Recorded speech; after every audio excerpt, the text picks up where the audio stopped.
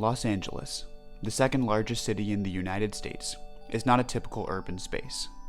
While most American cities grew outward from a central point of conception, the City of Angels became a megacity when many smaller towns each crept outward in their growth, fusing together along the hills, basins, and coastlines of Southern California like vines and moss creeping across a forest floor.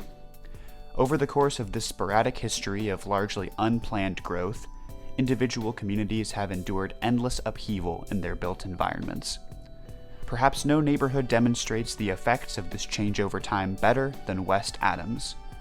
Located in mid-city Los Angeles, a region denoted by its status in the central Los Angeles basin between downtown and the Pacific Ocean, West Adams is now a highly urban community surrounded by other dense neighborhoods. Its origins, however, could not be more different. One of the oldest neighborhoods in greater Los Angeles, wealthy Angelenos began building homes in West Adams because it afforded space and quiet outside the bustle of historic downtown. Many early city leaders and moguls of the turn-of-the-century oil and land booms constructed large Victorian and craftsman-style houses that reflected the elite status of the area's early clientele. Berkeley Square, a well-known private drive in the West Adams Heights section of the neighborhood, contains some of the most famous and elegant residences in the early era of the city's history. After both the onset of the Great Depression and the expansion of upper-class enclaves like Beverly Hills, West Adams' early white residents began leaving in favor of new neighborhoods. This offered an opportunity for upper-class African Americans to buy into the area, and despite restrictive covenants still technically existing on the books throughout the 1930s and 1940s, many wealthy black Angelenos purchased homes in West Adams Heights. The area soon became known as an enclave for well-to-do black residents of the city and became known as Sugar Hill, in reference to the famous neighborhood in Harlem. The neighborhood became known as a center of black culture and social life in the city, with Hollywood personalities like Hattie McDaniel and entertainers like Ethel Waters hosting parties in their large and stately residences.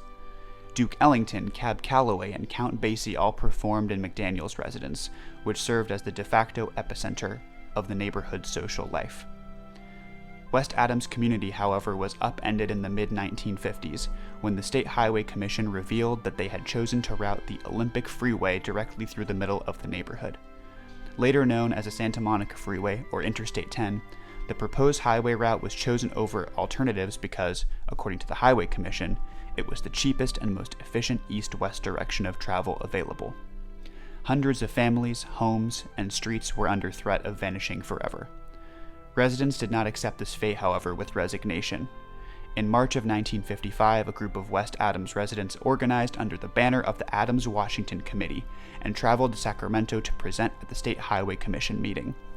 The group, led by local residents Bernard Jefferson, Floyd Covington, and John Saito, appealed to the committee members that, as black and Asian American residents, they would have a difficult time finding new homes outside the neighborhood because of the rampant practice of racial discrimination in the Los Angeles real estate industry. This commentary carried weight, too. In 1945, Loren Miller, an NAACP lawyer and activist, had partnered with concerned West Adams residents to fight against the racially restrictive covenants in their neighborhood. In the ensuing Los Angeles Superior Court case, a judge invoked, for the first time ever in the United States, the 14th Amendment to nullify the use of racial covenants. Loren Miller would then go on to famously litigate the Supreme Court case Shelley v. Kramer alongside future Supreme Court Justice Thurgood Marshall, the case that would set the nationwide banning of restrictive covenants. Unfortunately, the Adams-Jefferson Committee was unable to persuade the Highway Commission to change the proposed route. The neighborhood would forever be altered with demolition and, subsequently, construction of the freeway. Berkeley Square, the once famous private drive, was completely destroyed.